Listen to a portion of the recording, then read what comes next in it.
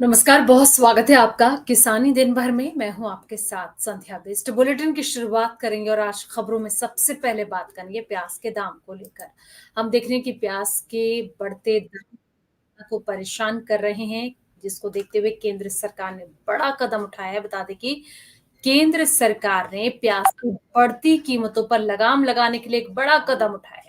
उसने buffer stock से थोक मार्केट में प्याज की बिक्री तेज कर दी है। उसे उम्मीद है कि बफर स्टॉक से अधिक मात्रा में प्याज जारी करने पर मार्केट में इसकी उपलब्धता बढ़ेगी। इससे रिटेल प्राइस में गिरावट आएगी। साथ ही आपको बता दें कि सरकार देश भर में 35 रुपए किलोग्राम की दर से प्याज बेचने की योजना पर भी काम कर रही है।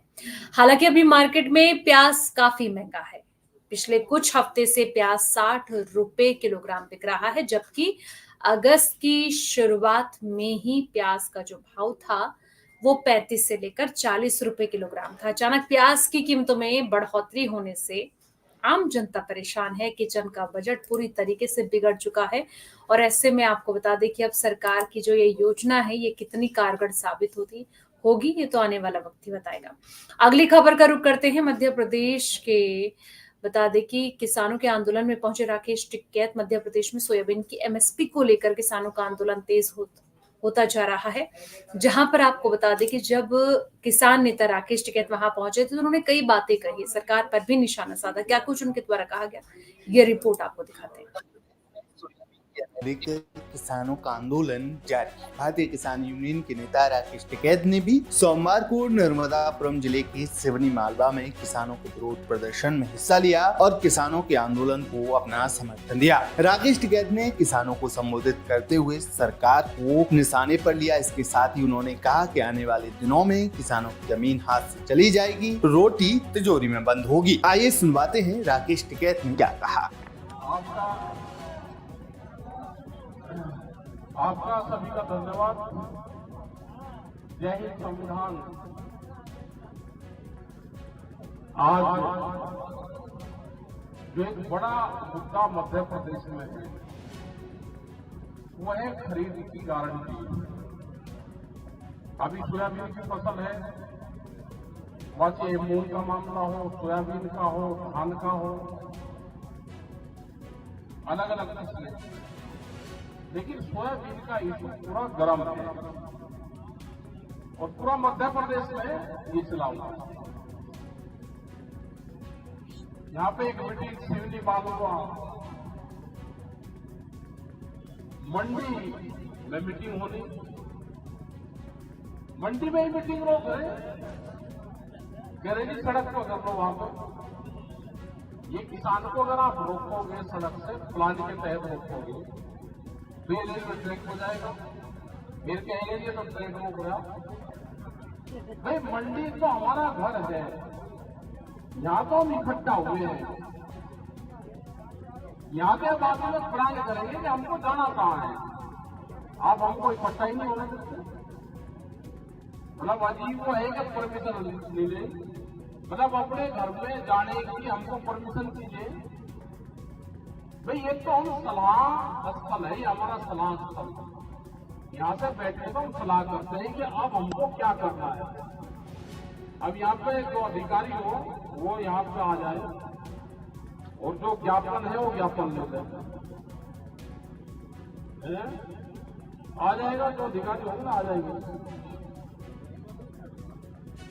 अपनी बात, क्योंकि अधिकारी जो होता है वो मैसेंजर का काम करता है सरकार के और जनता के बीच में। हमारी बात सरकार तक पहुंचाने का काम करें। इनके हाथ का भाव देना नहीं है, ये तो ये है कि हमारी बात की वहां तक पहुंचा रहे। मध्य प्रदेश में अधिकारी अपनी बात ज्यादा बनवाने की कोशिश करते हैं। ये अफगानी बहुत पहले, क्योंकि ट्रेंड नहीं है आंदोलन करने को। एक दूसरा इशू और यहाँ का है, नहर का इशू है। हरदा का सबसे पहले पानी मिल जाने, भाई हरदा का भी किसान है, ये ना बंटवारा करे। लेकिन इनका बिरौली कला का मामला है इनका कि वहां तक टैंक तक पानी नहीं पहुंच पाता। अपनी बात इसमें उठाई। पानी टैल तक सरकार की जिम्मेदारी है पहुंचाने की। हमारा नदियों में बहुत पानी है, कहीं आप उसको लिफ्ट के द्वारा उठा सकते हो, कहीं नेचुरल प्रोसेस को जा सकता है। लेकिन सरकारों की मामला ये है कि वे जमीन किसान की कैसे जाएगी, किसान जमीन कैसे छोड़ेगा, जमीन किसान कैसे छोड़ेगा। प्लान पानी देने की है ही नहीं उनकी। अगर सरकारों की प्लान ये होगी कि हम को पानी देना है, फसलों की खरीद करनी है, तो वो उस पर काम करेगी। अभी तो सरकार कर रही है कि किसानों को नुकसान हो कि अपनी जमीन को बेचने का काम करें। आप जमीन कभी भी बेच दो, व्यापारी उसी का इंटरेस्ट लेगा। व्यापारी को खेती नहीं करनी, क्या करे वो जमीन खरीद रहे। लेकिन ये 25, 30, 40 साल में किसान की जमीन हाथ से चली जाएगी। उसके बाद में नया खेल का शुरू होगा। वो चाहे बीज के माध्यम से हो, चाहे वो पानी के माध्यम से हो। जनसंख्या बढ़ जाएगी, उसको भोजन की जरूरत पड़ेगी, तो जब इनका रोटियों पे अधिकार होगा, रोटी आने वाले टाइम पे तिजोरी में बंद होगी। जैसे बड़ी कंपनी के फूड चेन है, वे स्कीम से रखते रहते हैं अपने फूड की, और बचा हुआ भोजन भी वे अपने कर्मचारी को नहीं देते और डस्टबिन में डालते हैं। तो रोटियों पे किसका कब्जा होगा? रोटी तिजोरी में बंद रहेगी। भूख के आधार पर रोटियों की कीमतें तय होगी। जैसे फ्लाइट में टिकट लेते हैं, ट्रेन में टिकट लें, अगर उनके पास में टिकट ज्यादा है तो रेट सस्ते, और टिकट कम है तो रेट महंगे। तो यही हाल भोजन का होगा। भोजन व्यापार नहीं है, भोजन रोटी जरूरत की चीज है। तो अपने आंदोलन को भाई मजबूत रखो। इस मंच पे पॉलिटिकल आदमी नहीं आने चाहिए, ना तो उसको माइक दो ना मंच दो। किसी को आना, कोई विधायक है, कोई हारा हुआ है, कोई जीता हुआ है, कोई विपक्ष वाला है, वो नीचे बैठ जाए भाई बात सुनना। भैया वोट चाहिए, वोट ले लिए भाई। इसकी समझ है कि इसको वोट देगा। आज दूसरे वाला है जो सत्ता से दूर है, वो आ जा। कल जब ये सत्तावन हट जाएंगे तो तुम आ जाना। नॉन पॉलिटिकल रखोगे तो कोई दिक्कत नहीं है, ना किसी अधिकारी को दिक्कत है, ना सरकार को दिक्कत है। अपने आंदोलन चलाते रहो, बहुत बढ़िया मजबूत आपके आंदोलन चल रहे हैं। हमने भी प्लान बनाई थी कि मध्य प्रदेश के किसानों को आजाद करवा के जाए। हमारा प्लान था कि अगर ये न आने देते तो हम वहीं सड़क पे बैठते। और क्योंकि हमारा 30 तारीख का छत्तीसगढ़ का प्रोग्राम है रायपुर, तो अपना प्लान बना दिए थे। रात के अंदर फोन करते, अपनी गाड़ी मंगवाते ही दो। अगली खबर का रुख करते हैं। अगली खबर जो है वो कृषि मंत्री शिवराज सिंह चौहान से जुड़ी हुई है, जहां पर आपको बता दें कि 100 दिन पूरे होने पर उन्होंने एक बड़ा ऐलान किया था। उन्होंने कहा था कि मैं किसानों से हर मंगलवार को संवाद करूंगा, जहां पर उनका एक वीडियो वायरल हुआ। सुनाते हैं क्या कहना। और किसान उसकी आत्मा, और किसान की सेवा हमारे लिए भगवान की पूजा है।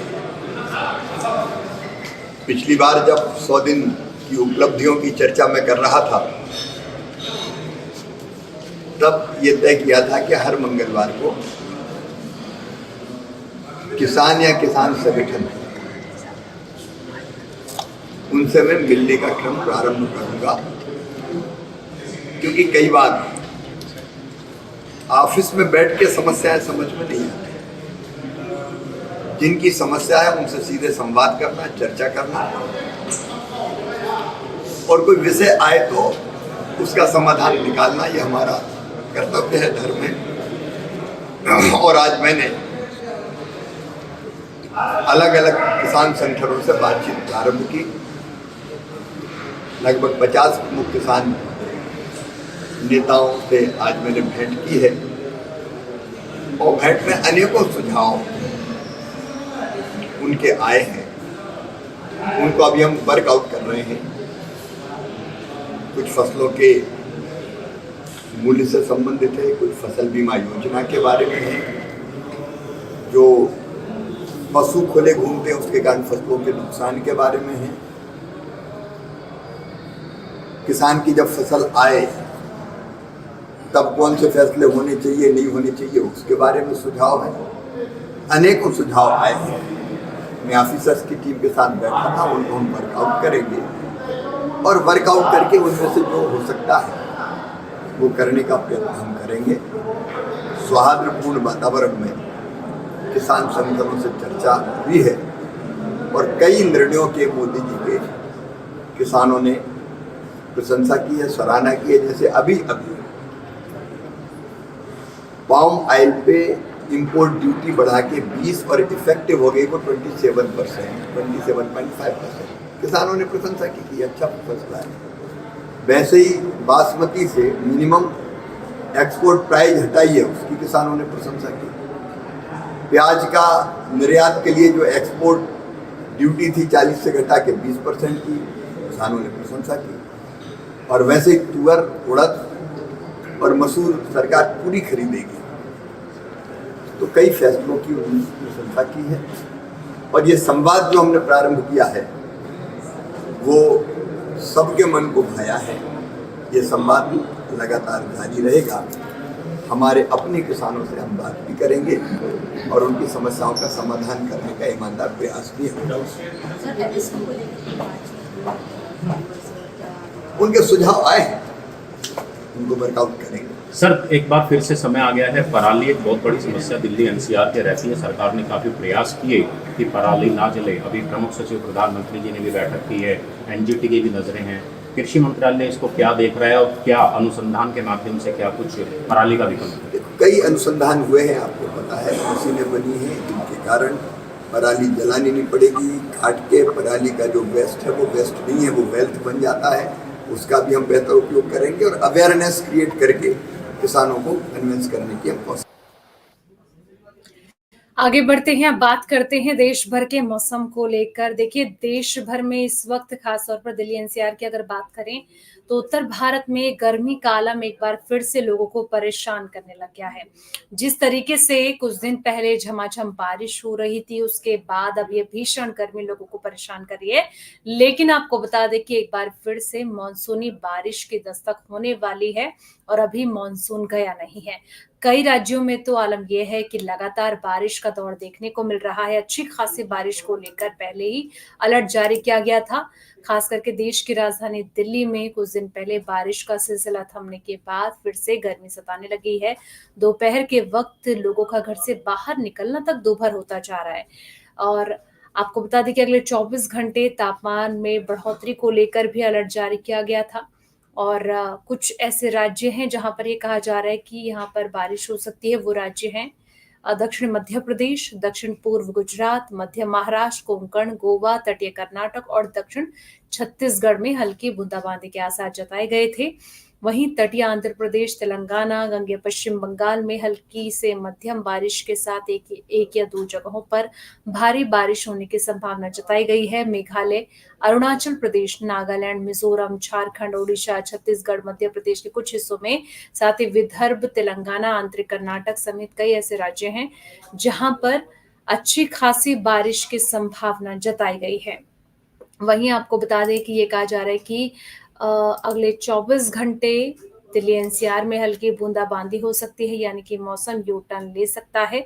पश्चिमी राजस्थान से प्रारंभिक वापसी के बावजूद आने वाली निम्न दबाव प्रणाली यानी कि एलपीएस भारत के उत्तर और उत्तर पश्चिमी क्षेत्रों के कुछ क्षेत्रों से मॉनसून की वापसी में देरी कर सकती है, जिसके चलते फिर से बारिश के आसार जताए जा रहे हैं। यानी कि अभी मॉनसून की वापसी में टाइम है और फिर से मॉनसून एक्टिव होगा, जहां पर कई राज्यों में इसकी बौछारें, बारिश की बौछारें हो सकती हैं। तो फिलहाल इस बुलेटिन में इतना ही। बाकी तमाम खबरों के लिए आप देखते रहिए किसान तक।